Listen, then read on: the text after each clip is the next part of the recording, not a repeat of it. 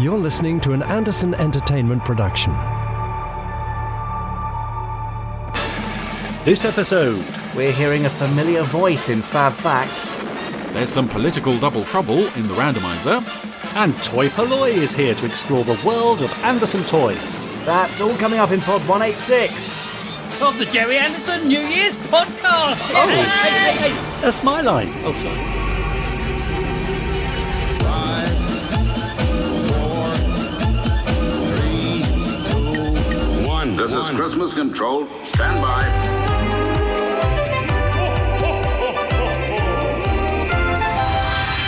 Let's go.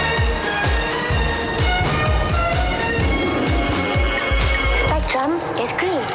The Gerry Anderson Podcast with Jamie Anderson and Richard James.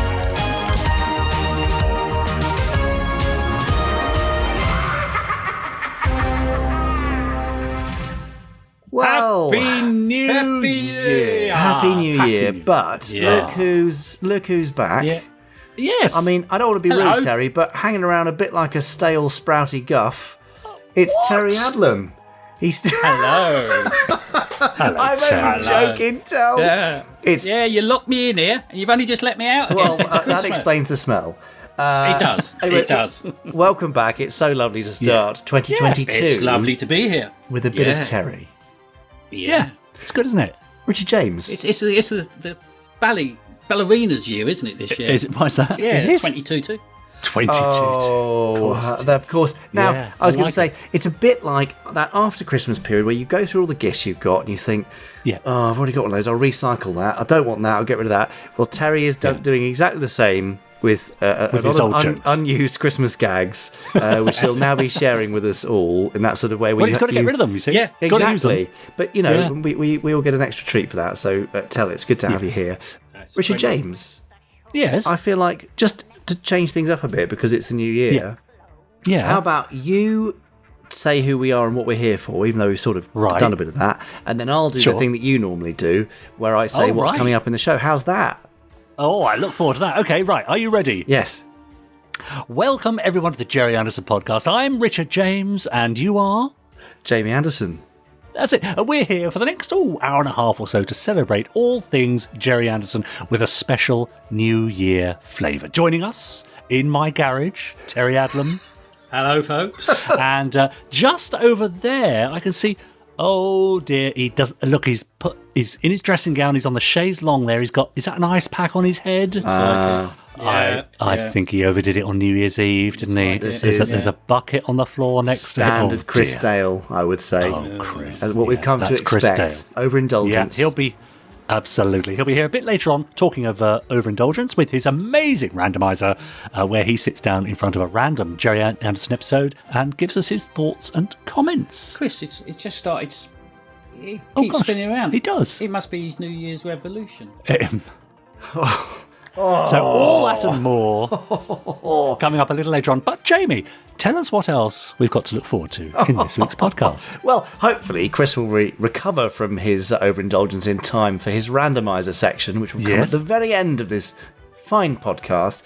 Yes. Well, he will randomly watch a random episode of a random Gerry Anderson Yeah, I said that. series. I've said that. No, I'm saying it again. Okay. And Better. yeah, exactly. And hopefully you'll enjoy it. Cheers. Hopefully you'll enjoy it because he'll be saying all sorts of lovely things about it along the way. Throughout, Richard will be peppering this podcast with Podsteron messages from all around the place across Twitter and Facebook and YouTube and who knows where. Terry will be adding in his unique flavour of post-Christmas perennial humour with all sorts of puns and goodness, probably. I'm sure throughout this entire thing we'll have some Gerry Anderson news because there's always new Gerry Anderson stuff happening all the blooming time. Also, would you believe it? There's going to be a What? FAB Fact very shortly, which everyone is looking forward to, of waiting for course. this. And sandwiched right in the middle is our interview, which is this week, is with Dave from Toy Polloi. Right. Lots of you will know Tell us that about Toy YouTube Polloi. channel. It's a fantastic YouTube channel. I know Dave because he made quite a few Terrorhawks related videos. He restored a Zelda. He made some cubes, which were never made for the original, which seems crazy when you had the Zeroids, but you had no cubes. What? And he's a general kind of collector, toy expert, toy restorer and repairer, and a nice way to start a new year, actually. And if you're thinking of starting an Anderson collection, then it might get you in the mood. Great. But I mean, this whole podcast will quite get you in the Glenn Miller. mood, won't it? Yeah. Yes, exactly. There you go. How was that? Did that feel weird? I literally felt a bit uncomfortable, like somebody had mirrored me from a different planet, a bit doppelganger. I know you'll be doing our Twitter tags in a minute, won't you? And that will really. Do you want me to say yes? upset you. You can obviously tweet us at any time you like do. using the hashtag Gerry Anderson podcast. You can tag me. I'm Jamie Anderson. Him, Richard N. James. Him, Terry Adlam, or him over there nursing his terrible gluttonous hangover, Chris Dalek. Yeah. Must Well be like done. you've been cloned, Richard. I know, it's frightening, isn't it? You must be beside yourself. Oh, and this is why we've got Terry to join us. Yeah, exactly. Thanks, Terry. Yeah, great. Now, without further ado, would you like a post-festive Fab Fact? I think we're just about ready for that. Yeah, new year, new Fab Facts, maybe even from a new book. Really? Yeah, let's see how we go in this week's Fab Fact. Now, time for this week's Fab Facts. Yes, Fab Facts. Now, normally I've got a book of Fab Facts, which is here. I'm just going to give it a little tap so you can hear it. But There it is, yeah. this week, Yeah. I'm putting that book down. What? Just for a little test of other format, I'm going to try using another book, which I'm just going to get. Hang on. Jamie. I'm reaching over to my bookshelf, He's playing with the format. That would never do. and I'm going to. Well, Terry's here, so why not? You know, we'll change things up a bit. I'm going to pick Fair a enough. random book from the shelf. It'll be an Anderson book. Here we go. I've got one. Okay. Right. It's a hardback book. It's quite large. It's rather special. And so with this random book, and you don't know what book it is, Nope. I'm going to flick through you, Richard, and Terry at the same time. Must shout Fab. Don't get this Timing. wrong. Right. And I will stop flicking and give you a fact from this random book. All right then. Yeah. Okay. Yeah. Here we Why go. not? Here comes the flick. Fab! Oh, How was that? gosh. Okay. Synchronized. Yeah. Yeah, you did that beautifully. Right. So we're on page 96 of this random book.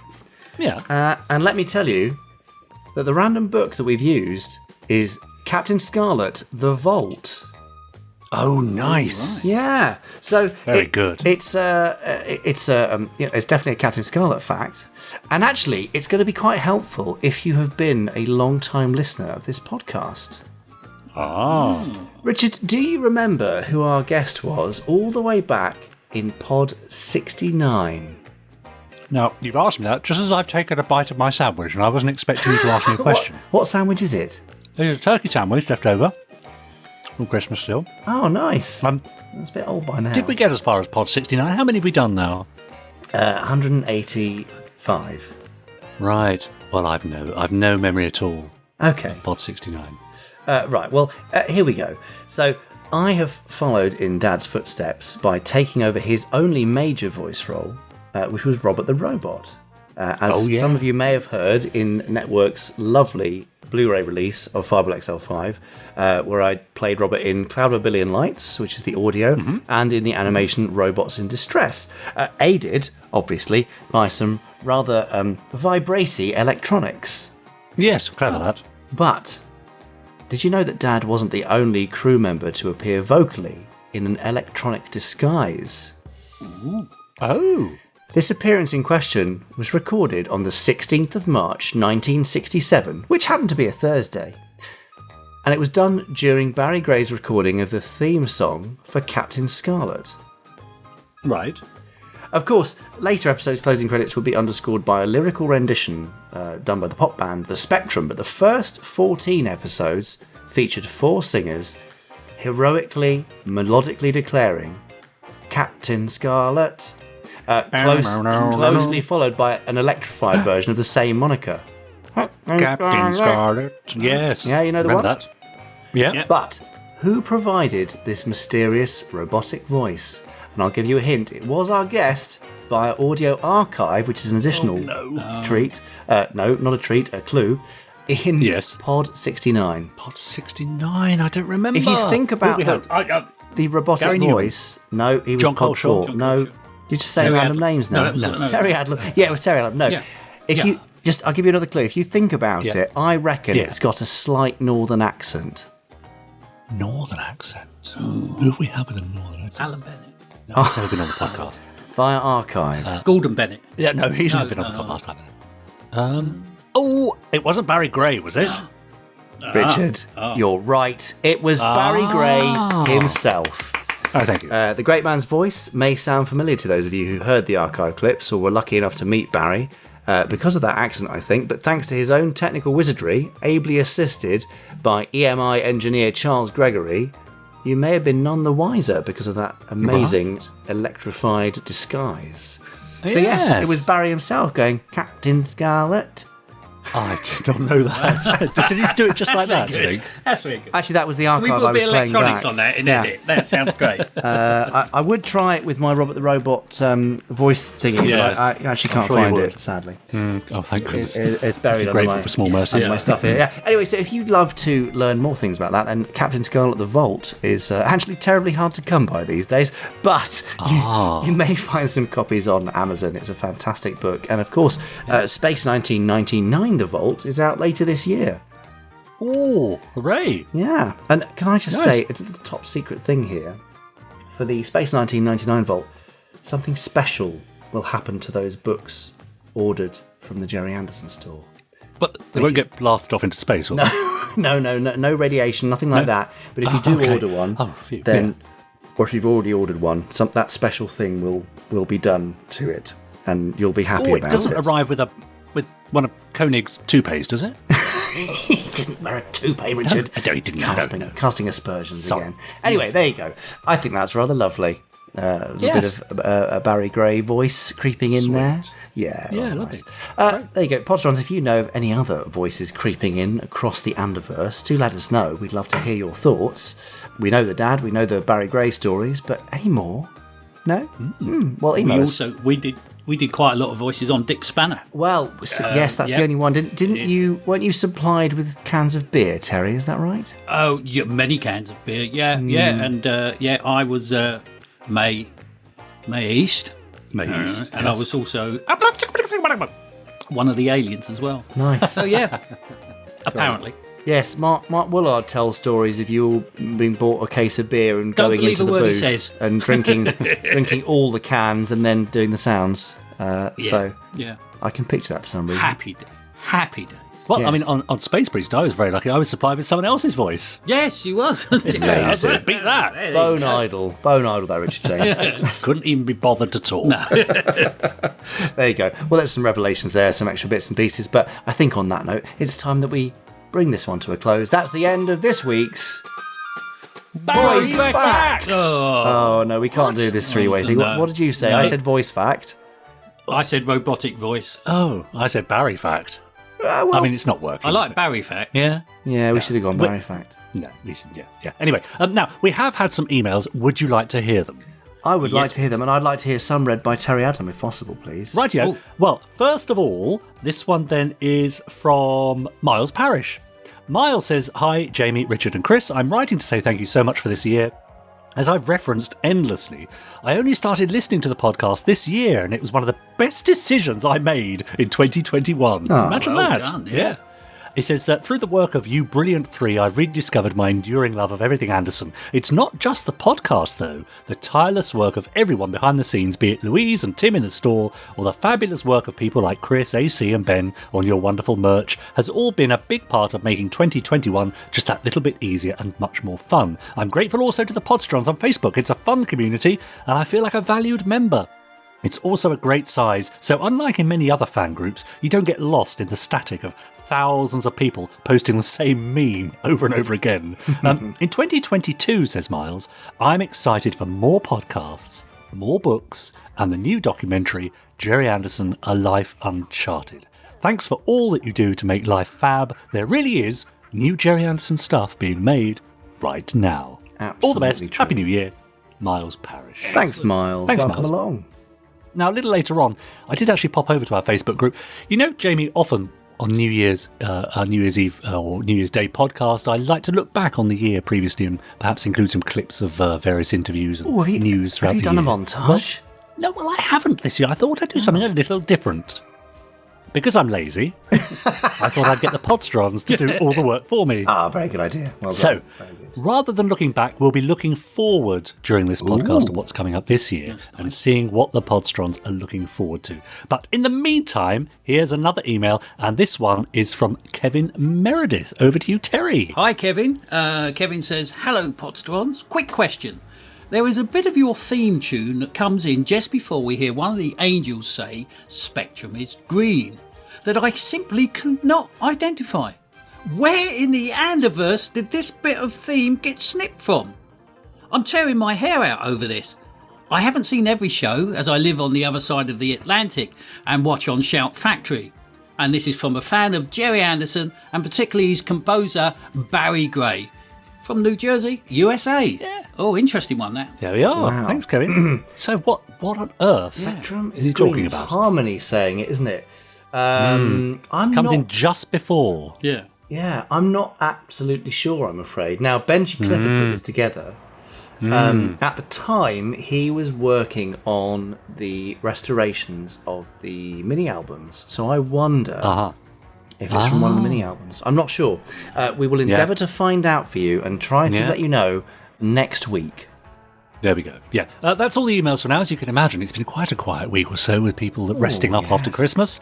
But we, like I say, we'll be heading over to our Podsterons a little later on to see what they've been looking forward to. Is Chris actually asleep now? He looks like he is. Oh, he's mumbling though, isn't he? He's doing that terrible sort of feverish mumbling thing. Goodness me. Right, Chris. I don't think he's well at all, is he? Someone get him an Alka-Seltzer, for goodness sake. I mean, you know, he's got a randomizer to do later. I know. Oh, well, hopefully he'll sleep it off. While we're waiting, shall we have a bit of Gerry Anderson news? Is there some Gerry Anderson news? There's always Gerry Anderson news. Come on. Oh, go on then. Oh, what, with Gerry Anderson news? Well, that's... Have you got any news? If you've got some. Yeah. All right. Okay, here we go. Oh.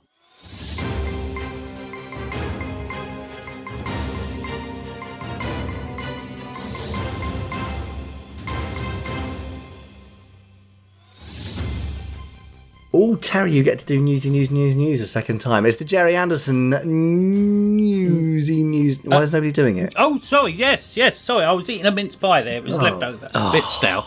Sorry about that. Sorry. So we go again. Yep. Action. Turn over. It's the Gerry Speed. Anderson. It's a. Yes. Ready when you are, Jamie.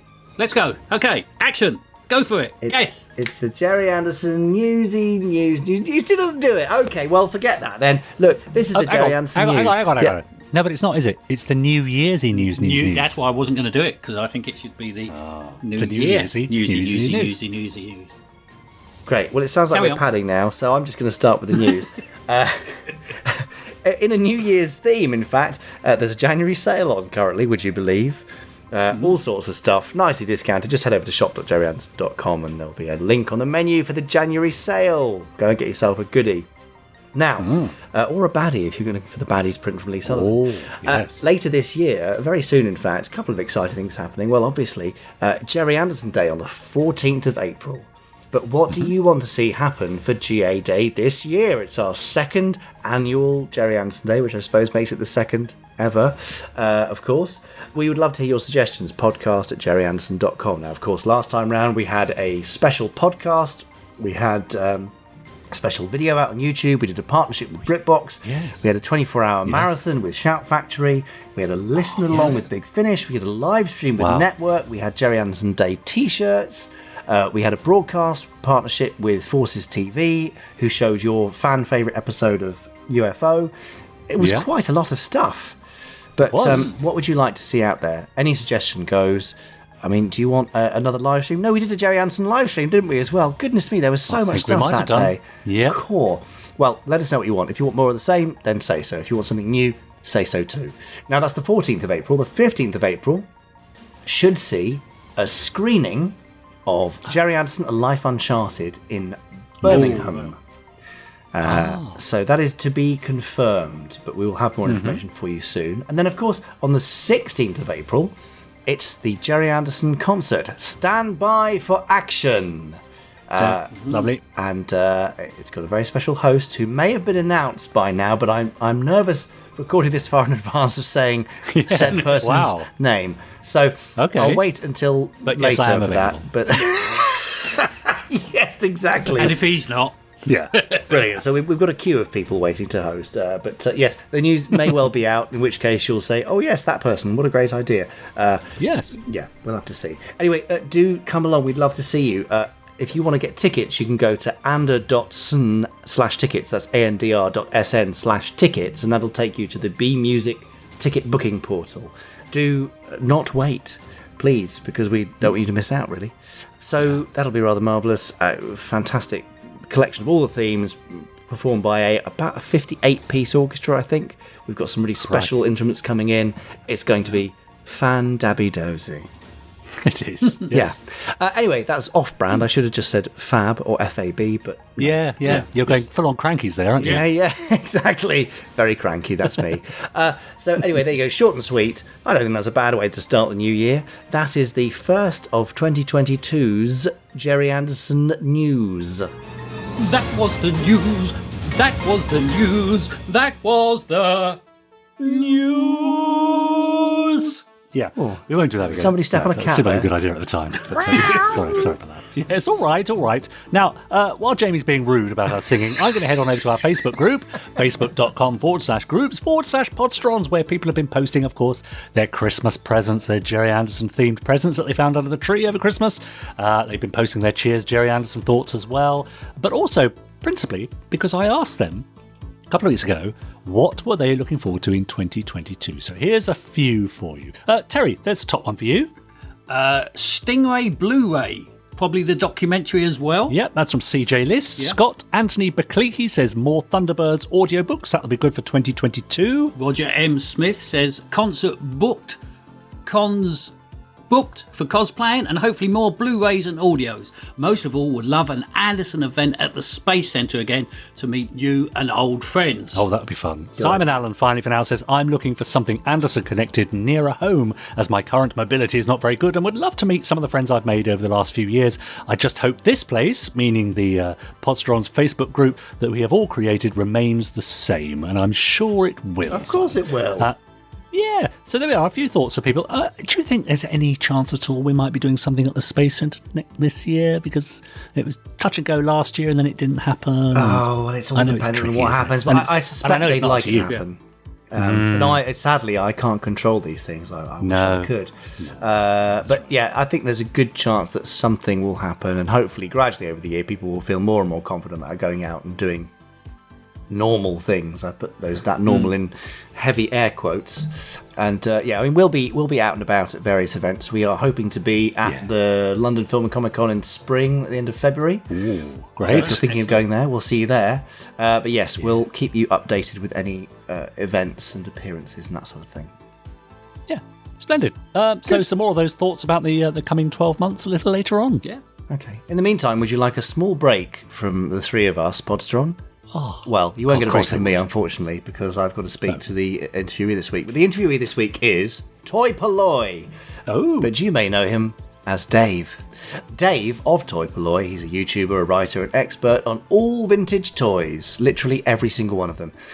You may have spotted him on BBC Two's Collectorholics, or possibly on the pages of Fusion magazine. You also may remember him from his collaboration with the official Gerry Anderson site when he taught us all how to make a cube from Terrorhawks.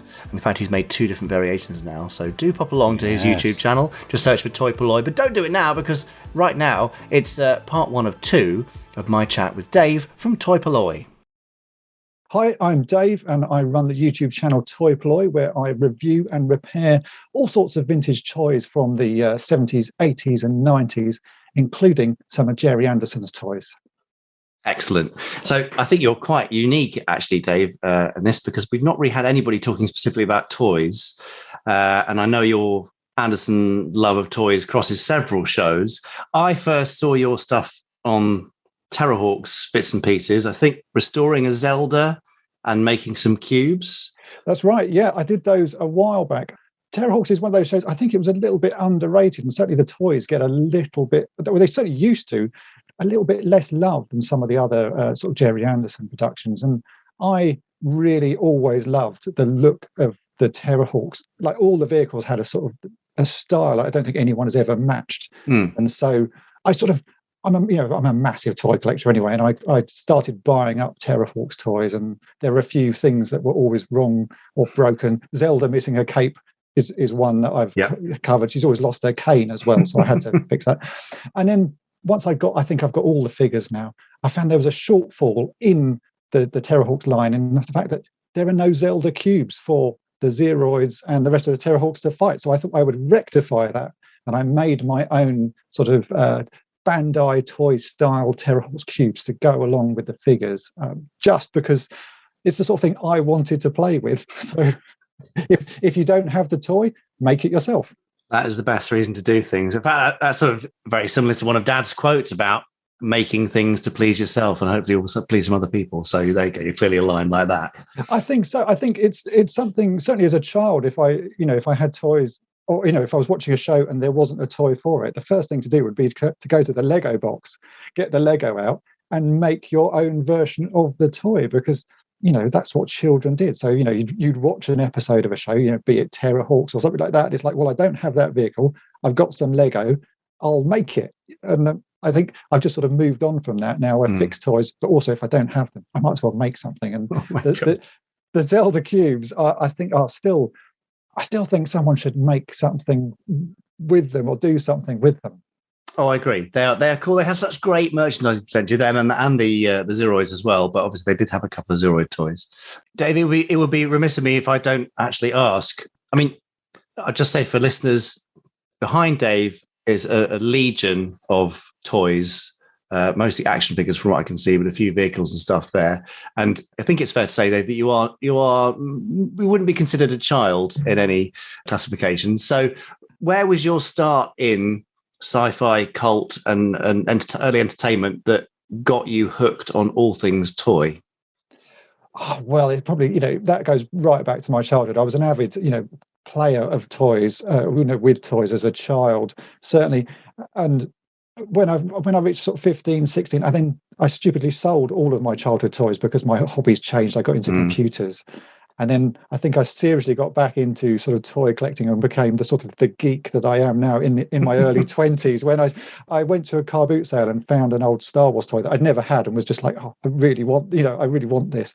I bought it, and now it's sort of, well, like 25, 27 years later, and I haven't stopped buying toys. It's just been a sort of a snowballing of that. And along the way, I started picking up the toys that I'd remembered having as a kid or remember playing with as a kid, including things like the sort of Dinky Eagles was one. I never had one as a child, but I vividly remember my primary school having a rainy day box, and in that box was a Dinky Eagle, and that would be the only time I ever got to play with it. So as soon as I was back in my in my collecting phase in the 20s, first thing I had to pick up was a Dinky Eagle. And then, once you've got one of those, you've got 5 of them all of a sudden. It's just a natural progression, right? It's a natural progression. And then once you've got those, you suddenly learn, there were all these other Space 1999 toys that I never knew were there, like the Palatoy Mego dolls.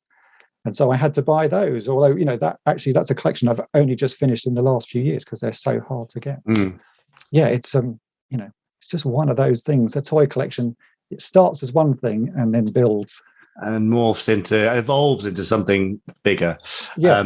So where does Gerry Anderson stuff come into that kind of collecting phase? What was your entry point into Anderson? Well, I think it was the first thing certainly was the Dinky Eagle. That was one thing I'd always wanted, and so once I bought that, it's like, that was the rolling point. I have to say, I'm not a Thunderbirds fan. I love Thunderbirds as a show, but the toys never did anything for me. I think it's something about the style of the more grown-up style of the Space 1999 stuff that really sort of piqued my interest. I love the Eagle. I think it's probably one of my favorite spaceships of all time. Just the functionality of it, the fact you can drop the cargo section out of it, and I don't know, it's an iconic ship for me. And then like 1983, I was about the right age for Terrahawks, you see, and that then piqued me again. The look of it, the look of those ships, the sort of the styling of them, the silver finish with the orange flashings around it, and the fact that some of them, it's not like they transform, but they do things. You know, you can move things about on them, and wings open, and bits are dropped. You know, especially the Battlehawk. You know, you can drop the tank from the bottom, and it's got the Terrahawk on the top of it to remove. Yeah. It just is a toy with options and play value. Yeah.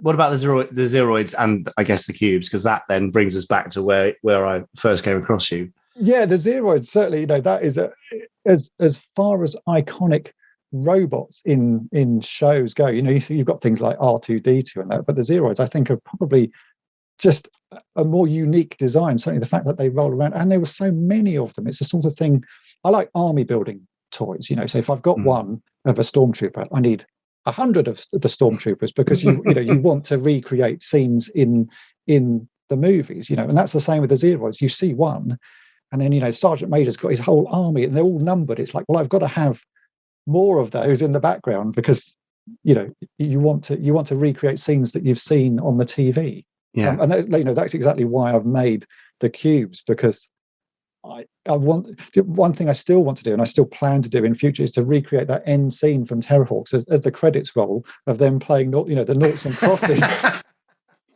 I want to recreate. I'm not quite sure how I'm going to do it. I've now made myself enough cubes to do that, but I think I still need to find at least 2 more Zeroids so that I can, you know, recreate that scene in some way, because it's just an iconic scene, and I've got to do it. I'm not sure why I've got to do it, but I've got to do it.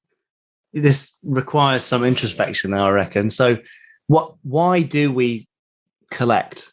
Because I mean, I am not a huge collector, but I've got, again, out of sight from you, I've got TARDISes and Daleks and plenty of Anderson stuff.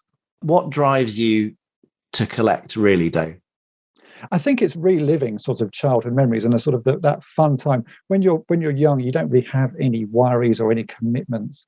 You know, your whole time is spent, you know, certainly growing up in the 70s and 80s, watching TV. That was a big part of you know, my childhood. And so playing with toys and that sort of recreating those memories that you had growing up, I think that's for me what it is. And I still enjoy playing with toys. I like getting something I've never had before and working out how it works, and working out how, you know, if it's broken, how I'm going to fix it, or how I can repair the paint on it, all of that sort of stuff.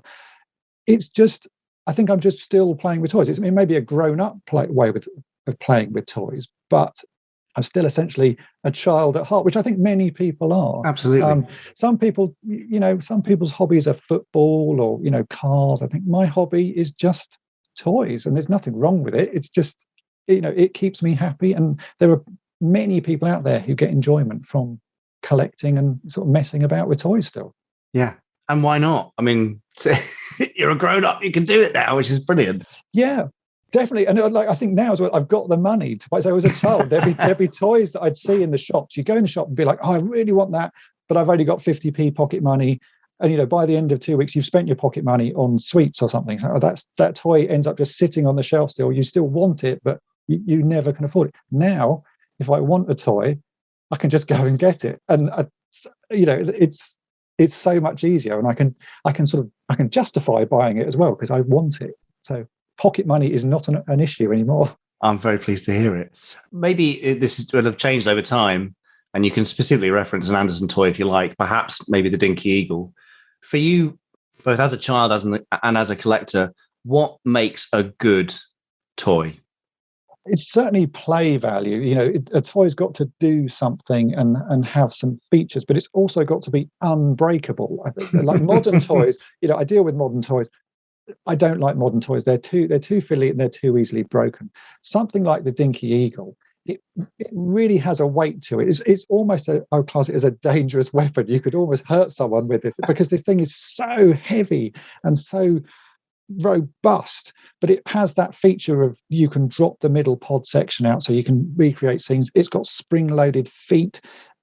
It's just a well-designed toy. Like, you know, Dinky were very good at doing that, putting sort of play value into things. And I think for me, that's a good toy. It's got play value, it's got a feature, and it's almost impossible to break it. And then that means you can then play with it fully and really bash it around, fly these things around and recreate, in the show, how many times do the eagles crash on the moon? So you would want to crash your eagle on the living room carpet or whatever it was. And so it would take quite a battering. And if you did that with a modern toy, I have some of the modern versions of the eagles, which are more like very beautiful models. I would never do anything like that with a modern one. It would be destroyed in minutes, but I can still take my dinky version of the eagle. I could drop it down the stairs and it would reach the bottom of the stairs. It would look exactly the same as it did at the top of the stairs. Yeah. And that's what I like about old toys. And I think that's what makes them very playable with, Yeah. So in summary, the closer to an offensive weapon they can be, the better. Yes. There's something about the eagle, the weight of that toy. It is, and it's also shaped like quite it's like a hammer sort of thing. I'm sure. Yeah. It would be classed as a dangerous weapon these days, and probably wouldn't be allowed to be made. No, I'm sure. What about eagle colours, Dave? Did that ever bother you? The white, the blue, the green. Did it matter? Does it matter if something is screen accurate or not? As a child, no. Now, as an adult, I've made my own version of it, which is proper to the show. And I've looked into the reason why they didn't make them. The fact that I think Dinky said they didn't think they would sell. No one would want. They had to put these bright colours on them because no one would want them. So, as a child, no, it didn't matter. As an adult collector, certainly, I have a full range of the colour versions, but I've also made a screen accurate version because. It's so close to being correct. I had to do it and make it look nice. But I don't think children particularly care. Certainly, back in the 70s, they just wanted to play with stuff from the show. So it's the same with the Thunderbirds toys. None of the old original Thunderbirds toys are particularly the right colour. Thunderbird 2 is blue, the very first version. It doesn't matter. The fact that you have a Thunderbird 2 and it's got the little pod in the middle that you can drop down and legs and stuff that come out. You can still play with it as you see it in the show, just blue. Yeah, well, and I guess a lot of people at the time were watching it in black and white anyway, so that's true. They weren't to know. So yeah. Yes, I've watched many a snooker match and never understood what the colours were. Yeah, there you go, showing your age now, Dave. It's interesting what you said earlier on about the fact that Thunderbirds didn't interest you that much, and that it was maybe a more kind of young design with the complex curves. Do you think there is an added appeal for a kid and as an adult where you've got toys that were produced from a show that was maybe more grown up? Does an eagle toy make a more grown up show feel more accessible to a kid? I would think so, because I've actually been re-watching Space 1999 recently because it's been on British TV sort of quite regularly, and I hadn't watched it for a few years, and it really is a very adult show. It's not, and I've remembered watching it as a child and really enjoying it, but now watching it on TV, before every episode comes on, there's a little warning saying this show contains scenes that may not be suitable for children. But obviously it didn't, I watched it and loved it. So I just think, I don't know, the Thunderbird stuff, now as an adult, I do quite like the look of them, but as a child, it just never, I don't know, I watched all of the shows, I watched it and I watched the movies, and I did really enjoy it. And I really remember watching the Blue Peter episode of them making Tracy Island, because that was another thing I loved doing, is watching other people make stuff. And that was quite an epic sort of episode of it. But I never wanted to get those toys for some reason. It didn't, I really like things like Transformers, and I guess they're a bit more of a grown-up looking style to them. Terrorhawks, I guess, piqued that in me as well. That's the same, although the show is quite child friendly, I guess, as a show. The actual the design of the toys and the design of the ships and the sort of characters, I think, is much more, I don't know, grown up sci-fi, certainly in the look of them for me. Yeah, it's funny, isn't it? How, because for most people, obviously, Thunderbirds is the go-to. That is the one. They love the ships. They love everything about it. That is the most popular by far. Yeah. So to hear the sort of different perspective on it is kind of rather nice. But something must have kept you kind of connected to the Anderson shows. So I mean, leaving the toys to one side just for a moment, you can still bring them back in. But to you, what makes an Anderson show? Because again, you're maybe in an unusual area where you're crossing Space 1999 to Terrorhawks, whereas a lot of people kind of end or peter out their journey of Anderson in the mid-70s. And then there's a whole new phase of Space 1999. So you've got a unique perspective on a thread between those two. So what makes an Anderson show and kept you interested? I think certainly the design. There's nobody does design like Gerry Anderson. You know, the whole look of everything. You know, if you watch something like Space 1999, every part of it looks like a Gerry Anderson production. From the uniforms that the people wear, the moon base Alpha is designed, it just looks so futuristic, but it also looks Gerry Anderson. And I think that can be said of Thunderbirds. Everything about it screams just what, you know, it's like that is it. And I think he did that in everything he did. Like if you watch them Journey to the Far Side of the Sun or Doppelganger or whatever whichever version the sort of the special effects sequences of the rocket launches, and the docking sequences and stuff. Other people tried it. You know, you can watch, you know, James Bond did a few things where there were like docking sequences and stuff like that. It's just the attention to detail in all of those shots, to me, screams that's a Gerry Anderson production. You can just, I don't know, no one did it quite the same as he did, you know, and that sort of attention to detail. I think that's what I like about it. You can really, every time you watch it, you can see something new and something different. It's like, oh, that's clever. I'd never noticed that before. You know, some of it hasn't dated massively well. So Space 1999, some of the, you know, because we are now way past 1999, just a bit. You know, like all old sci-fi programs, some of it hasn't dated massively well, but the overall aesthetic of it is fantastic. Yeah, I mean, working with really good effects people and designers like Derek Meddings and Brian Johnson and Steve Begg clearly had an influence. But I definitely think Dad had a fascination with technology and aviation and space travel, which kind of sort of fed across the whole load of series. Yeah, definitely. End to end. More of Dave next week. But there you go. Are you feeling in the mood to, you know, start collecting some toys, or, you know, beginning or building your own collection? I mean, you've got a few toys there. I've seen your thingy. By which I obviously... Are we going to mention that now? I mean your carded Orin. Oh, I see. Yes. But actually, I've got... Now, let me just reach up. While you're here, Terry. Yeah.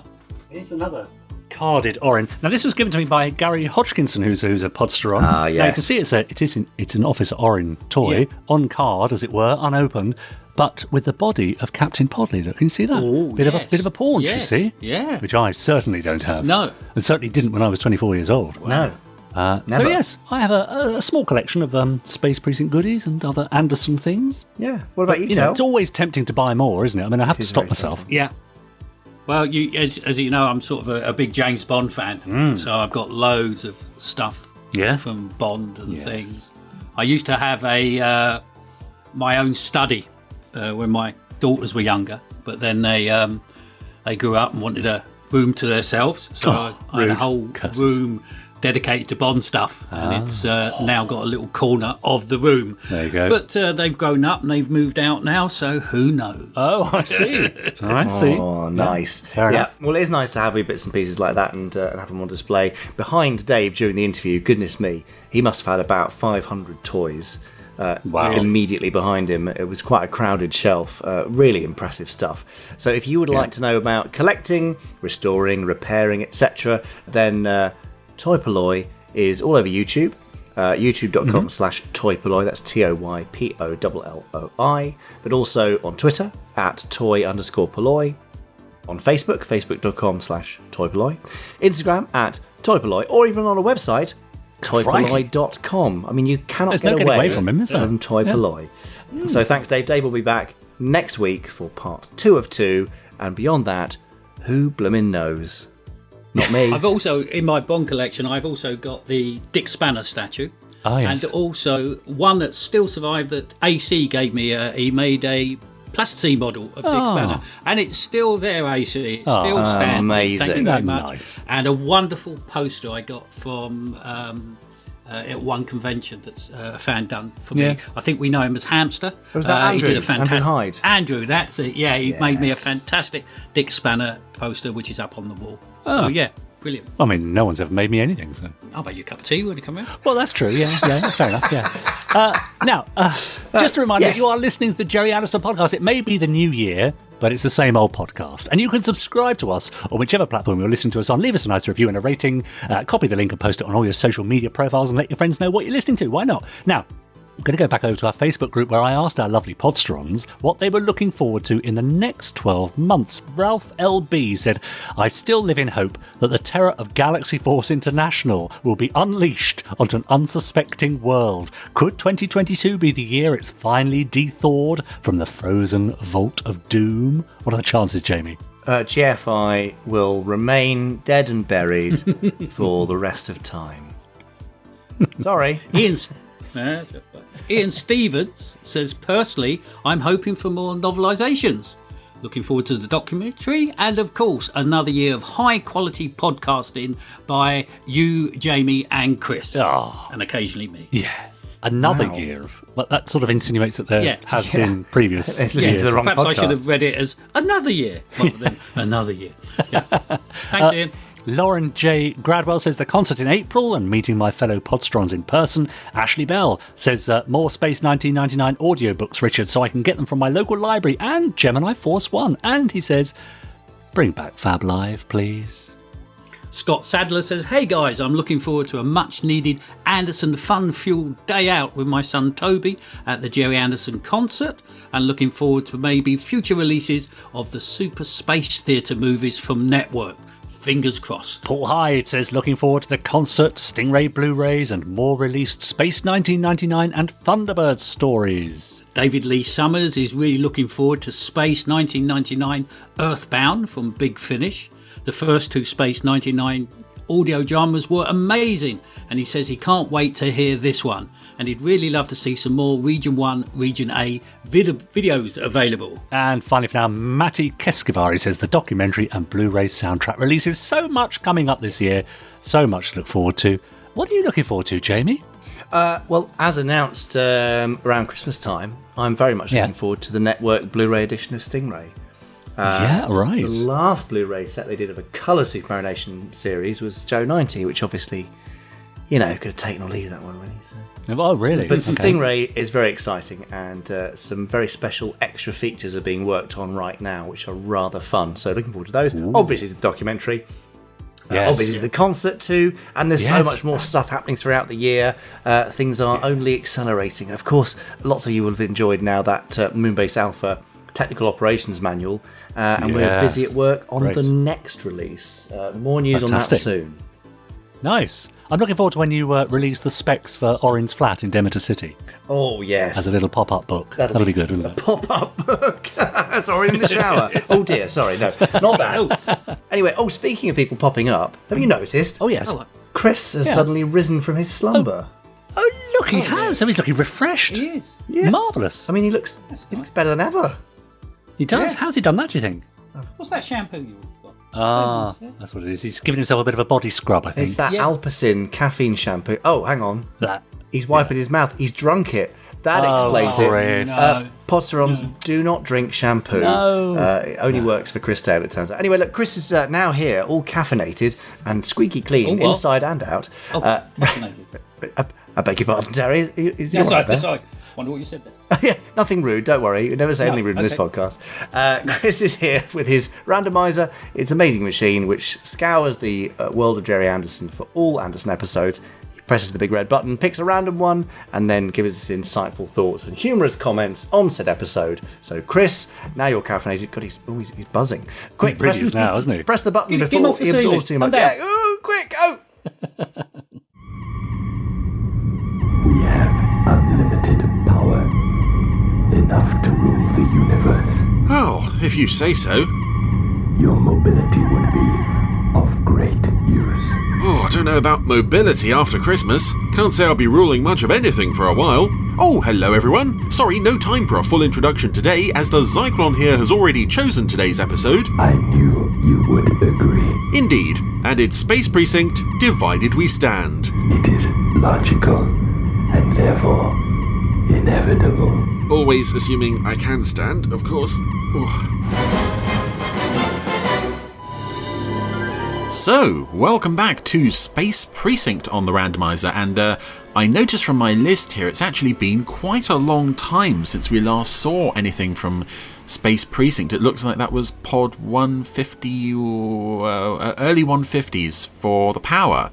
So it's been a good 20 or so pods since we were last in Demeter City, and here we are. City Council.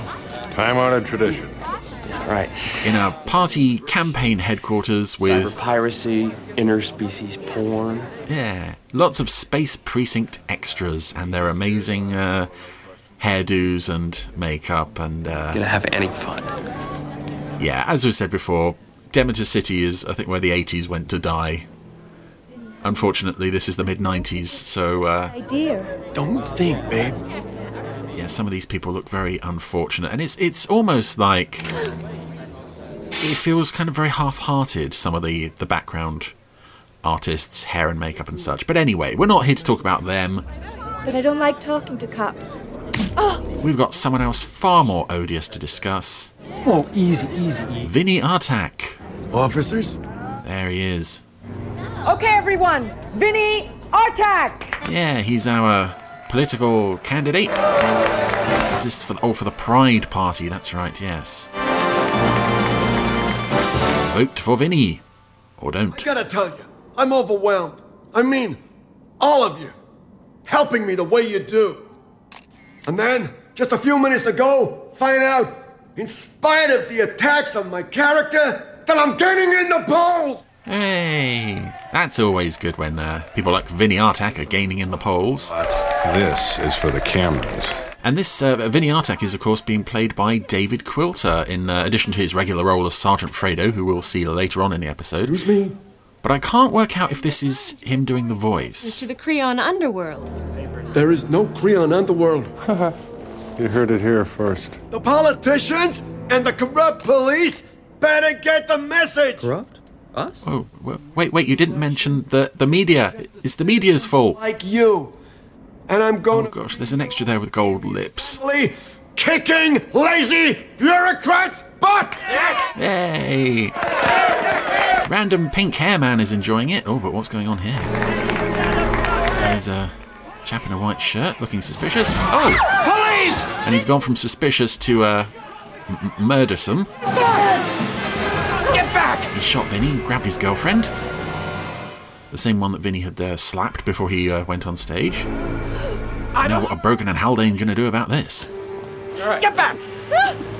It's okay. It's all right. I'll tell you, that was some shooting there, buddy. I mean, you don't know, but you just did the public a great service. I actually really like this bit with Haldane. Come on, we don't need any more guys like Vinny Artak in office, do we? I mean, we got enough crooked politicians as it is, right? Not so much for the political side of it, but for the way he tries to should give you a medal. To talk to the guy. Get away from me! How about me? Who's clearly flustered, and yep. So flustered that he can't decide who he's going to shoot first. Oh no! Brogan and Haldane have apprehended him, but a bit too late. Look out! And his body's being whisked away. To his private medical facility. Now please, every second counts. I love this job. Hey, there it is. I should do a supercut of that one day. All of the times Brogan says that. Mr. Vinny Artak's body is currently at his private medical facility in the care of his personal physician. Given the highly public nature of the shooting, I can confirm that this precinct has launched a full-scale investigation. I can also confirm that we have one Creon male. That's an interesting in connection with the incident. Extra there. A police officer who looks like an old lady Creon, but she's a police officer. Look, we're gonna find out who you are sooner or later. Speaking of Creons, try it again. Hold steady. We're up on the station house with the guy who shot Vinny, being attended to by the unnamed Tarn forensic doctor medical guy. Clean as a newborn. No priors. He's never committed a crime in this system. And yeah, this was the last episode. I'd like to see you. Filmed before. No, it wasn't. But this is the last time we saw. Okay, run a DNA. If he's got a birth record, he's got a name. Right. saw this Tarn guy being given the sciencey stuff to do. One episode after the next episode with Takeover, that's when Lionel Carson joined. Speaking of which... Creonatomy. It's one word. Thank you. Crazy and irresponsible. Too much caffeine. And pretty damn brilliant. You're scaring me here, Castle. Come on, Janie. We got a 508 at Demeter Memorial. I'm right behind you. Jane's in a nice, happy mood today. Hey, Haldane. Command performance.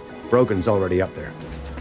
Oh, I was going to say when Jane's happy, Haldane's happy, but yeah, his happiness is not allowed to last long. Guys like Vinny Artek in office, do we? I mean, we got enough... Because, of course, all that camera's got the footage. That singular phrase, Officer Haldane, has made you and all of us at the 88th very unpopular cops. Communiques from most of the city council, the mayor's office, even a nice little query from the governor. Is this the scene where he does the cool thing? Off the top of my head. Look, I understand what you did and why you did it.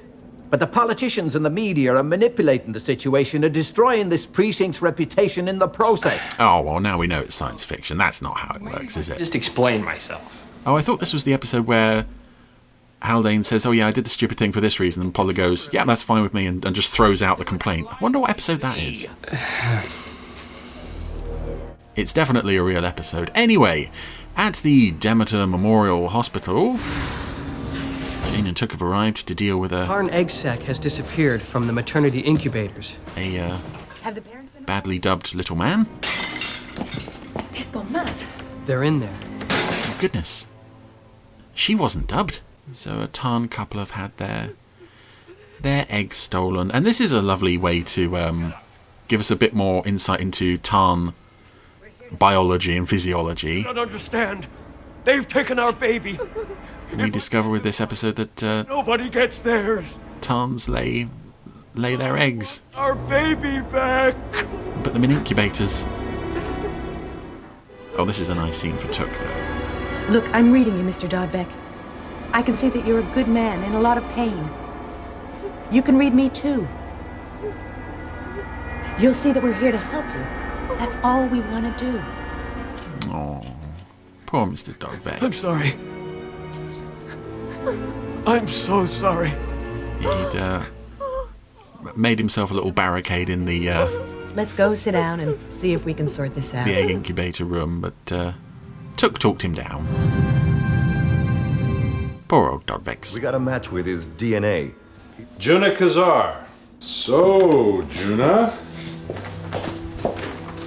you grew up with Vinny. Isn't that a gas? Even Vinny's friends hated him. Old pal. Says here, Vinny's godfather to your kids.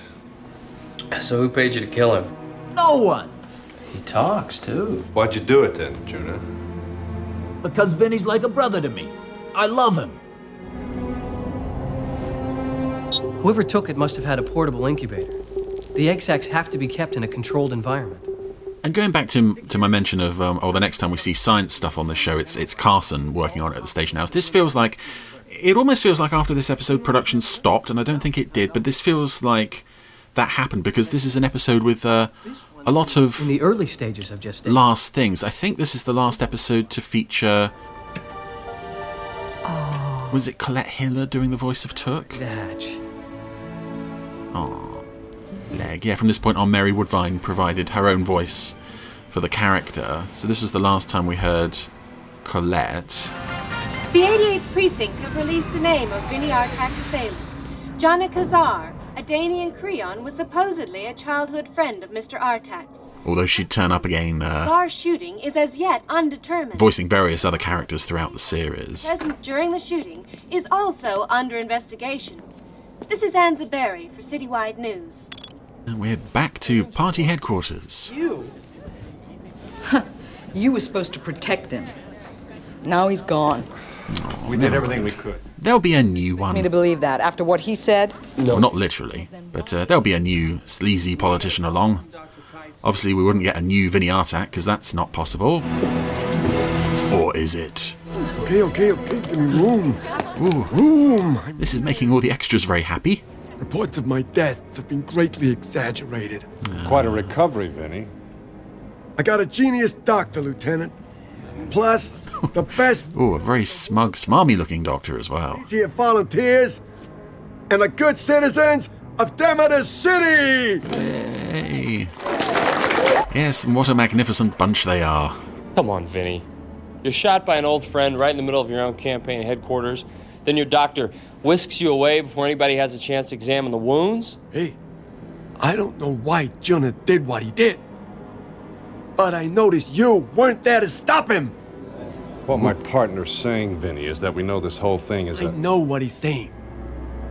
And I know what happened. Uh-oh. Well, he came in a wheelchair. And now he's standing. Blast proof! Blast proof! Blast proof! And we have a slogan. Blast proof! Blast proof! I also like the performance from this lady who's his sort of campaign manager. I can't remember the actress's name, but she's quite believable and also, notably and crucially, not dubbed. It makes all the difference. You know, crayons are hardy. I suppose it is possible if the shots missed all the... Oh, a crayon anatomy from what you described. Guide. That would be interesting to freeze frame, see how they actually work. Sure, Vinny Artek's a bad guy? I mean... it's crayonatomy, isn't it? Yes. Yeah, I'm sure, Matt. The news says he gives all the money to the children's hospitals. Yes, he does, sweetie, but if he steals it, it's all wrong. But the kids still need it. Here's Juna. Look, I've got to go. I'll talk to you all later. I really don't want to have to deal with you right now. They actually weren't being too annoying there as well. Don't tell me. Bail was posted. By one of Vinny's lawyers. And he's not going to press charges either, right? Right again. So, now that he's got his freedom, where is Juna gonna go? Vinny! Well, Vinny's house, of course. Or his apartment, I should say. I did this to you? Ah, I'm good as new. I just like the wheels.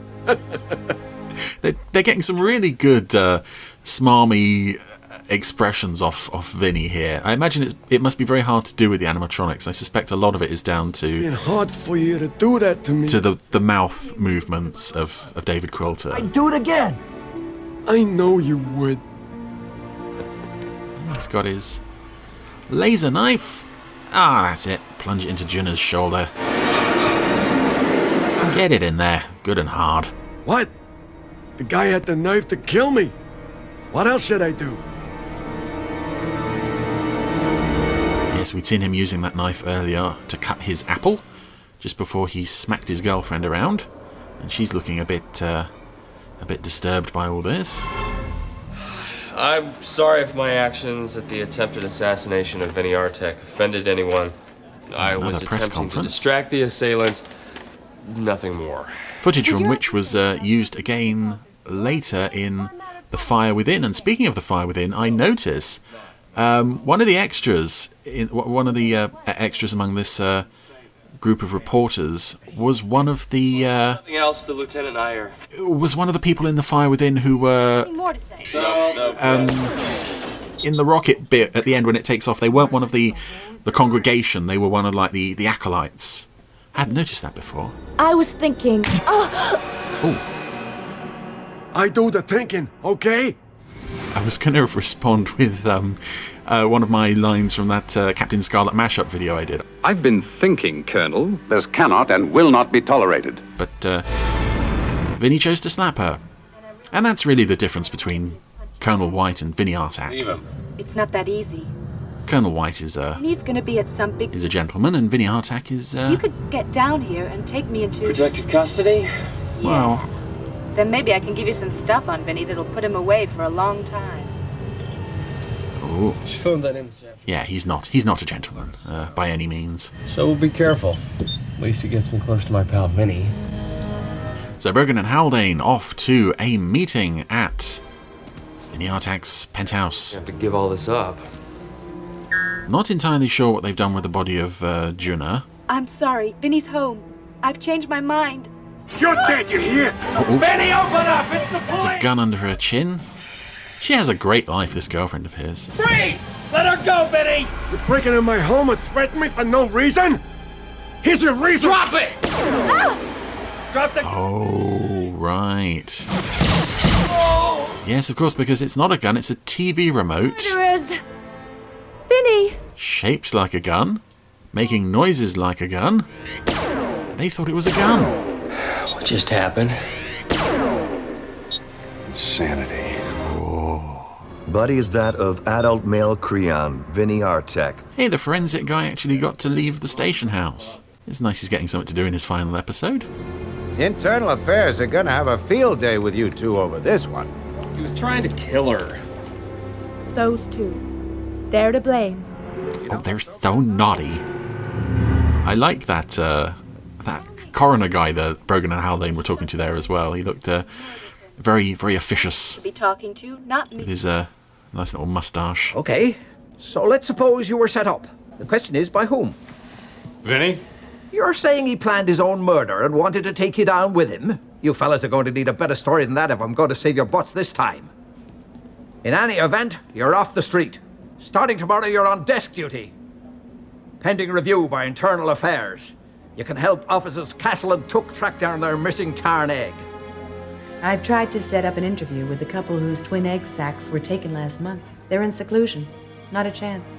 And yeah, going back to what I said about this being a final episode for a certain number of things, I think this is the final episode where something happens at the hospital that Sally isn't involved with. I think from here on, anything hospital related, they establish Sally is there and she's the one we're going to be dealing with. Whereas in this episode, we've got a couple of extras. Lieutenant's not gonna like that at all. What? Something else to make her day? The ambulance with Vinny was hijacked and his body was stolen? Oh, that's perfect. Right. Who do you think the media is going to blame for that? And now we come to a point in the story, which I think is a really interesting idea, the basic premise of this story. I think this is a really interesting twist to find out halfway through, as they take Vinny's body into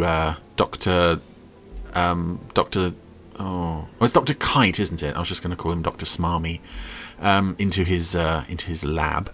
But as a kid, I remember watching this, and I saw a massive plot hole in Dr. Kite's plan.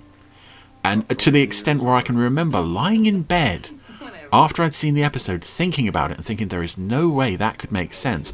And when the episode was repeated the following year, I saw the same plot hole, and I had the same, there is no way this can work. What's happening?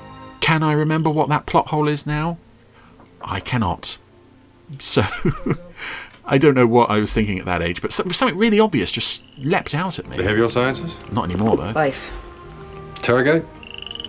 Yeah, its eggs have been implanted. Soon it'll be hatching dolphins, I hope. Oh, this is a nice little alien puppet. Endangered species. Fairly orbital, huh? Matt's doing a science thingy on, but more importantly... You want to talk about this deep pile of manure I've got us all into? This is actually an effective use of the Brogan family. I know. Looks like the guys at school don't think so. The guy. Because Matt's got a like I do. A very nasty black eye and a gash on his lip. It's an effective way of showing how Brogan's work life can affect his personal life. And it's not handled, clunkily and. Sally isn't there being all shrill and look what you did. This is your fault, Brogan. It's like that feels a bit more real. So I like that. And there's Vinny in Dr. Kite's lab. We're gonna close him up in a little booth thingy. An X12 atomizer, if you please. They don't come cheap. Goodbye, Vinny. Oh, there he was gone. It's an odd feeling playing God. Roll out the new one. What's this over in this cupboard? We have a lovely new Vinny Artek. Freshly baked, ready to roll. We're going to attach a thingy to his head. I believe this is a Cortex cradle. Give him an injection of blue juice. Oh, looks like I got killed again, huh? Dr. Kite. Oh dear, yeah, some nice Frankenstein stuff going on here. And I like as well that we've been handed enough clues by this point to sort of figure out for ourselves what's going on, but they don't really piece it all together quite at this point. From a hospital within Demeter's database. Then 3 in less than a month. The embryos can't survive unless the egg sacs in a controlled environment, right? And again, we have, it was always nice, a couple of times they did this on the show where Brogan and Haldane's investigation would be something entirely separate to Castle and Tuck's investigation, and yet they would actually end up sort of dovetailing. Not bad. Oh, there's Vinny again. Not bad for someone who's been killed. Like he's seen a ghost. At least twice now. So who'd we blow away last night, Vinny? You can't kill the will of the people, Brogan. Or Creon cockroaches. You're going down, cop. Open this door. You, I want a piece of. Easy now. Officer Haldane, back off. He asked Orin to open the door. I haven't seen Orin. Jack is dead. That's not an opinion, but based on the DNA sample taken at the scene, it's a medical and legal fact. Fact this. Oh, Podley just sounds a bit peeved. I don't know who you are, but you're not the real guy. I got a destiny to fulfill. A debt to pay to the people of Demeter City. Half of these extras look like they're in love with Vinny. You're no miracle resurrection. You never know. Yeah, well, if you're really a Vinny Artak, you won't mind taking a retinal scan. Hey, not a problem. That's a nice touch as well, this reward poster for the baby. Oh, Vinny Artak is offering the reward for the return of the baby. Taken from Demeter Memorial Hospital.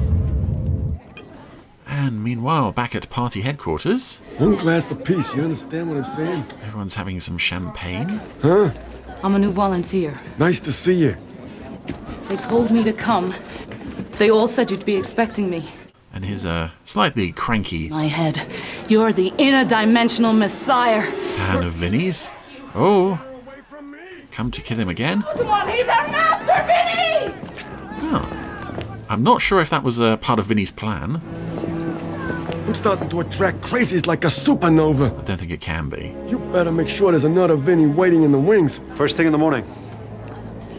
Did I say morning? I'll get started right away, Vinny.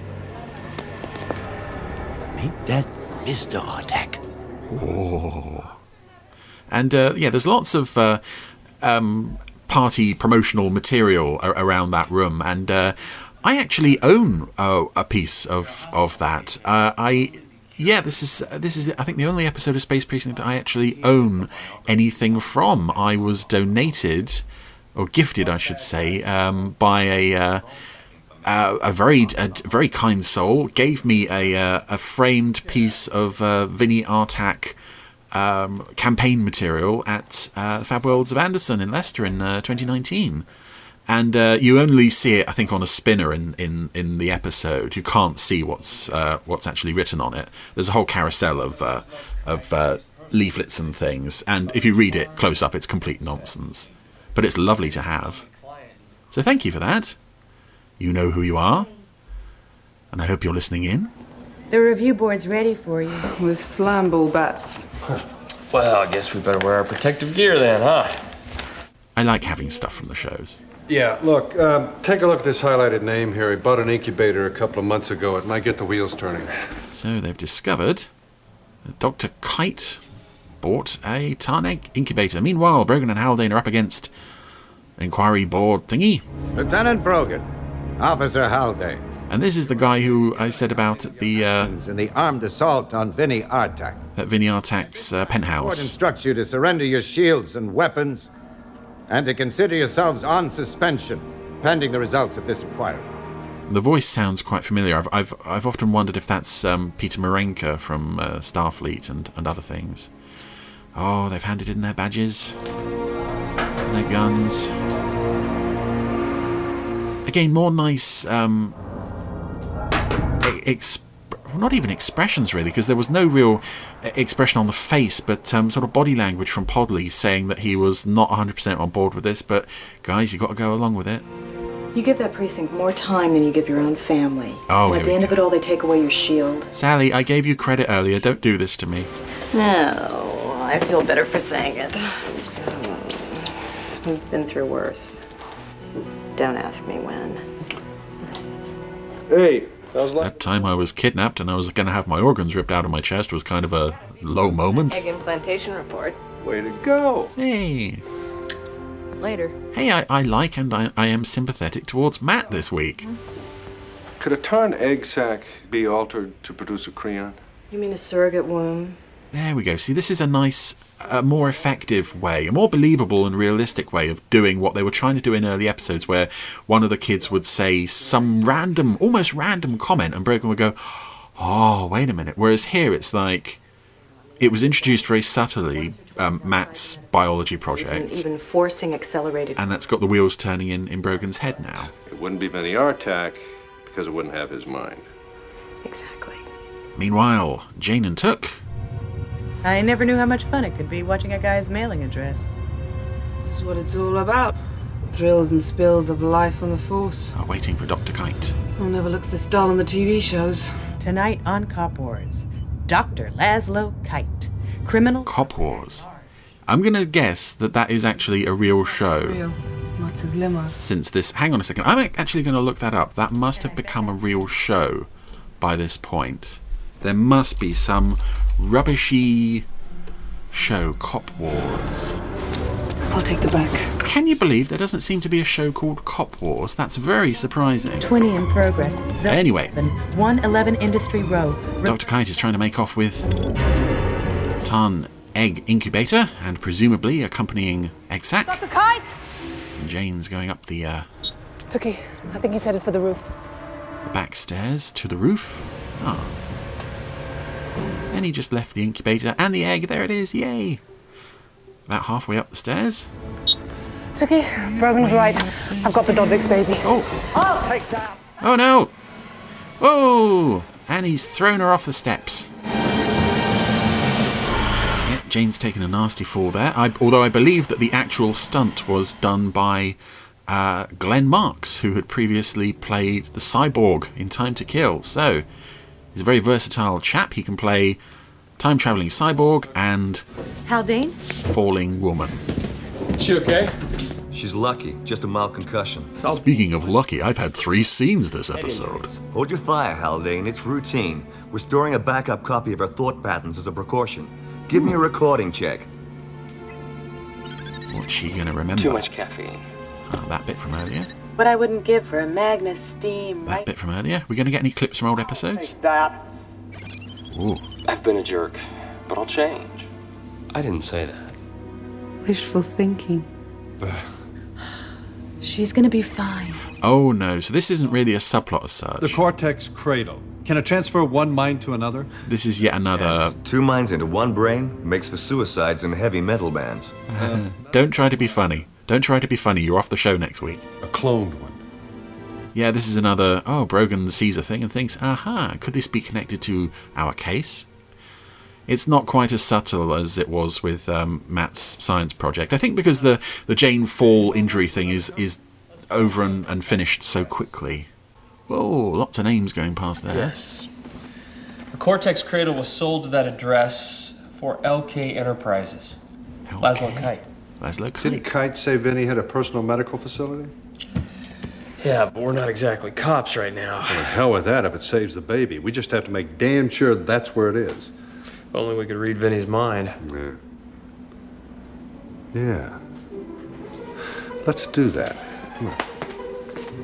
Haldane looks at him like he's gone mad, but he hasn't. That you have used the precinct RSA for an unauthorized clandestine operation. Slomo, what are they gonna do? We're already on suspension.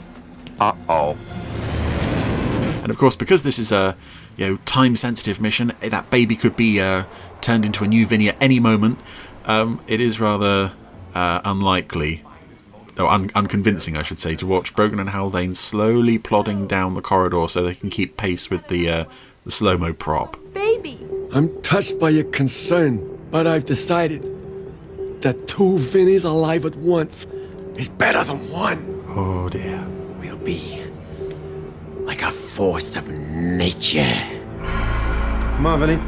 I think maybe going back to my my experience with this episode as a kid, maybe it was because I'll implant the egg sac. you can never be 100% sure when the actual real Vinny is on screen. Except I'm elected. when he's being killed, you can reasonably assume that that's not the real Vinny. First, I am accessing Vinny Artak's mainframe. Now, if there is a Cortex Cradle in the penthouse, it will show up. Yes, it's there.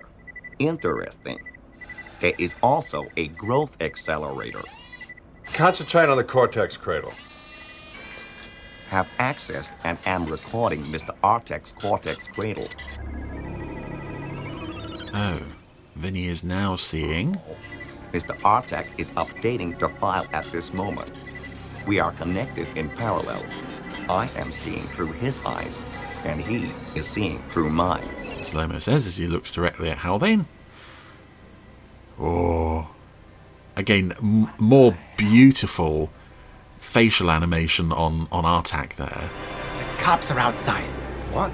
The cops are outside. Destroy the egg sack. Vinny! It's just the eyes bulging and the eyebrows moving and the jaw gaping. That's it doesn't always work. These heads aren't always particularly expressive, but this is a really good animatronic guest character head. Plantation just a few minutes ago. Slow-mo, we have to get in there. Accessing entry codes now. Oh, guy in a chair. There's Haldane's elbow in his face. Hey, Slow-mo. Oh no, the egg's in the atomizer thingy. No! Well, Kite pressed the button. I'm sorry, Vinny. I don't love nobody that much. Whereas before it atomized Vinny's body instantly. Campaign headquarters. This time it had at least 10 seconds. Which gave Haldane enough time to remove the egg. Meanwhile, Vinny is off to party headquarters, where this reporter lady is Well, here it is, people of Demeter. also dubbed, unfortunately. Well, let's ask Vinny himself. I'll have a statement to make shortly. Hey. This particularly unconvincing bit of set, although I like the way they've integrated the model. What are you doing here so early? There's a model sequence and a live-action shot They're still trying. integrated into one here. Lock the door. It does look a bit cheap on the street, though, especially here. Officer Brogan. Because Slow-mo has been confronted with that age-old problem. That camera, direct feed to your state. Of robots and similar creatures in television sci-fi. Planted some stairs. Slow-mo cannot get down the stairs. This is an exclusive live report. And since Vinny snubbed this reporter outside when he arrived... Hey! Vinny, you're under arrest! What should we do, Mr. Artak? She's quite happy to play any tape that Brogan and Haldane wish to pass her way. Badges, fellas? We don't need them. We're making a citizen's arrest. Yeah? So we. Now's as good a time as any. Yep, Slow-mo has got Cortex Cradle extracts now. all of Vinny's memories. Why don't we let Mr. Artak speak for himself? Which is an interesting parallel to old Joe 90 and the Big Rat. They never quite used his recorded memories and brain patterns this way. And I was going to say that Joe never saw anything this horrific, but he actually did. This? What else should I do? Gosh. Another beautifully dubbed extra there. Yeah, he not only saw stuff as violent as this, he caused stuff as violent as this. And here's his campaign manager. Ma'am, you don't want to do that. Oh, yes, I do. Helping herself to his laser knife and I quit. casting a big X across his chest. You're gonna pay for this. Oh. Lots of unhappy extras. Vinny? With their dubbed voices, and their green lips, and their purple hair. Get me into custody! Haldane, is it a crime if these people kill a clone of somebody who's already legally dead? No, you don't! I am Vinny Artak! I demand protection! Well, it'll make a good test case. Okay, Vinny. This time you're not coming back. Okay. Whoa! Okay, rackets, extortion, murder. Take your pick. I still got the right to a trial. Terrific campaign slogan, Vinny. Let's go. Protecting this guy, isn't that where we came in?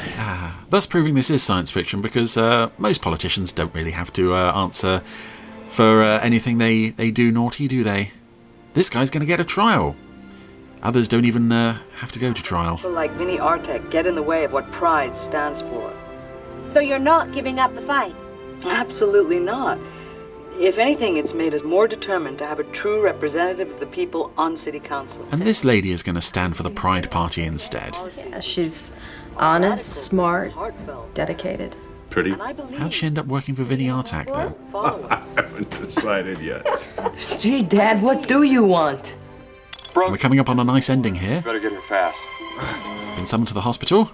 Nice music. Everyone's standing ready to give Brogan his gun, his jacket, his multicom.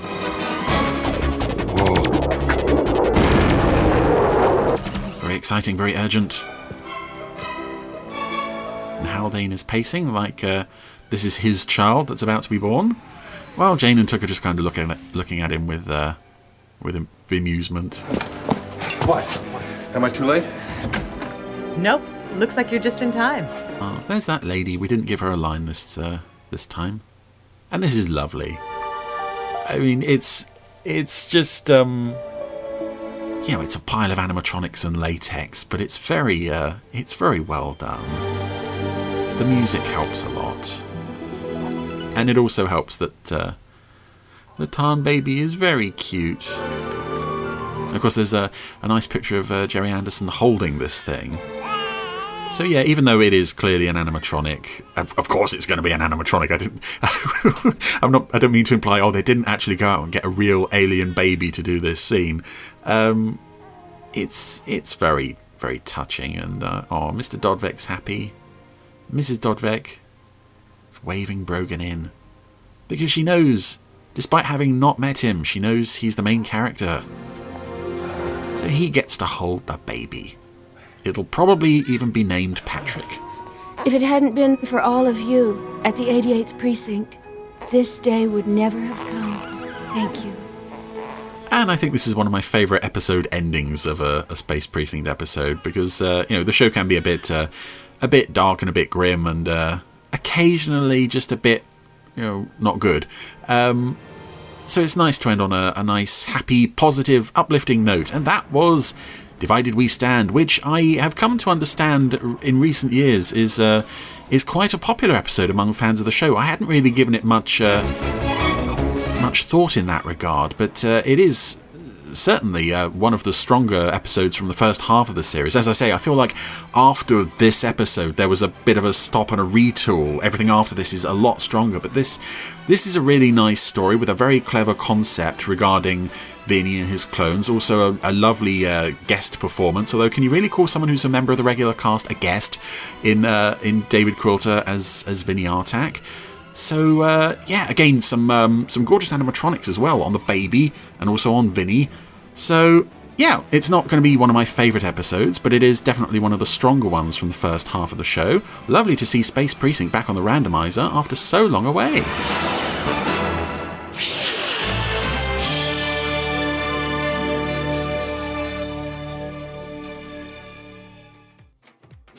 Well, it's nice to have Space Precinct, isn't it? Yes, it's been a while. Long time. Yeah. How did you feel about that one? I was in that one. I think. Yeah. David Quilter giving us his best Marlon Brando, I seem to remember, as Vinny Artak, the politician.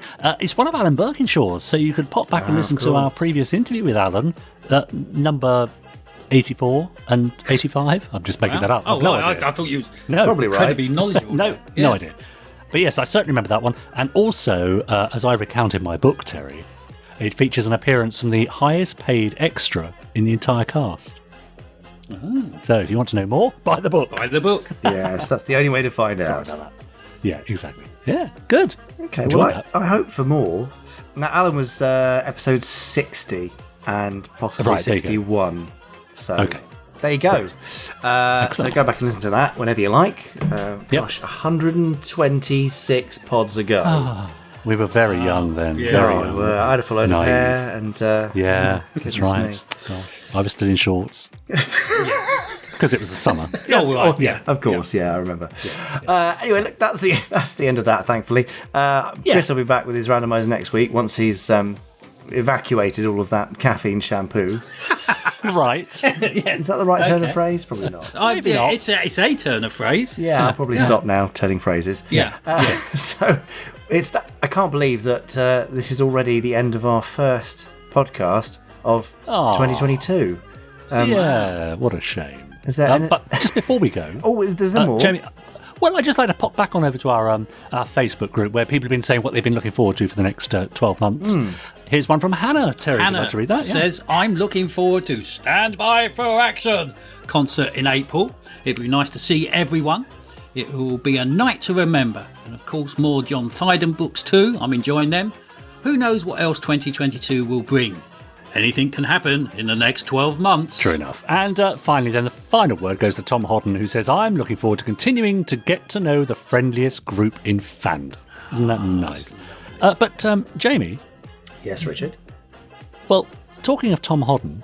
Oh, really? Well, I mean, we've got all the way through this podcast. We've had Fab Facts and the news and your first interview with Toy Polloi, and we've had Chris Dale's Randomiser. Yes. But we haven't yet had our Quickfire 5, have we? No. Would you like it now? Tough. No.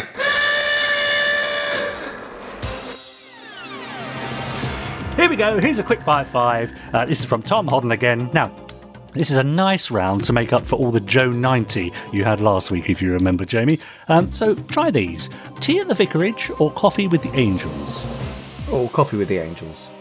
Fly an Eagle or drive an SPV? Oh. Hey. Eagles don't tend to go so well. SPV. Right, fair enough. Look for the Loch Ness Monster or see what lies beyond a black hole? Oh, black hole's more exciting. Yeah, okay. Sunbathe on Tracy Island or go to the casino with Lady P? Sunbed. I need a break already. Right. And, well, finally, this is the one we all want to know, Jamie. Purple wig or string vest? Purple wig, every time. Oh, right. There you go. I'll have the string vest then. Yeah. There you go. Thank you, Tom Hodden. It was spaghetti. That's right, for this week's Quickfire 5. Thanks, Tom. Thanks. Jeds, I'm going to leave you to just very briefly Phil while I let the dog in. Please do carry on. Which one's that, I wonder? Is that Betty again? Could be. Oh, I've no idea. Could be. She's back. Yeah. Right. Any dog-related jokes you can think of? Not at the moment. Oh, really? Sorry about that. So we'll have a pause, shall we? Have a pause. Yeah, I'm feeling a bit rough. Yeah, are you? Yeah. Was that a dog joke, You haven't Terry? got a tale to tell. We're doing dog you jokes. two, Sorry, stop what was it. that, Richard? Oh, God. Oh, it's a shame you're back now, but there we are. Yeah. Okay, well, thanks for that. That was Minnie who wanted to come in. She was squeaking. Oh, so, bless. If you heard any squeaks, then that's why. But she's fine now. Right. Good. Is that it? Yes. Are we done for Pod 186? I mean, that'll do, won't it? Yeah, it's a good start to the year. Yeah, I think so. So, Can only get better. thanks, Terry.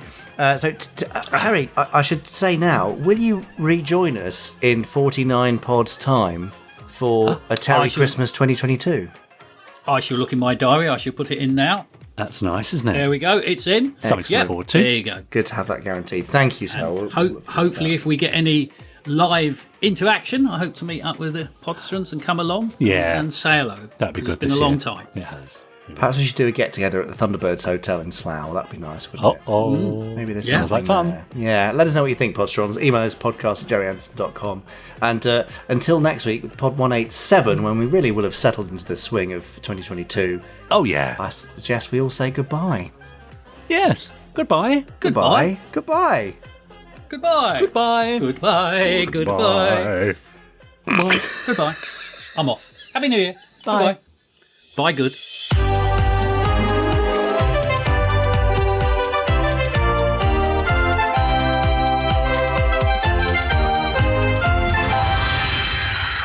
Stage 1 complete. Let's go.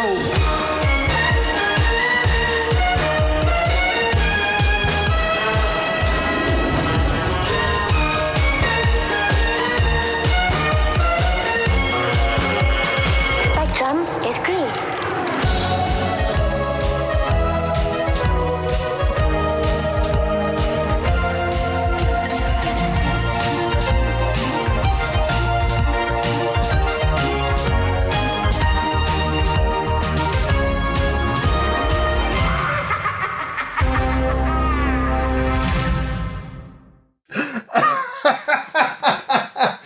Do you think we said Happy New Year enough in that? I don't think we really did we? We did at the start. Yeah. So I think I mentioned it was a New Year's podcast. Yeah, All right. that'll do. They know it's 2022 now. Yeah. We're bored of it already. Probably. So we should definitely get together for something at the hotel. Do you think we could do a small live podcast recording? Well, is this a New Year's resolution we're covering here? Is this, possibly to do more live events. I'm sure you do, Jamie, but I know the manager and booking people now because I do a couple of workshops there. And I sort of Philip's lovely, isn't he? My involvement. He's Philip and John. John, John Rook. Yeah, they're great. Yeah. So yes, we'll get onto it, and we'll see if we can do a small scale, maybe just like a little group of 20 for a live podcast. That'd be great, wouldn't it? Yeah, that'd be lovely. All right, I'll go and get on with that work now. Thanks. Yeah, go on then. See you there. Okay, bye. Now, where is Slough? You have been listening to the Gerry Anderson podcast. Wasn't it fun? You have been listening to an Anderson Entertainment production.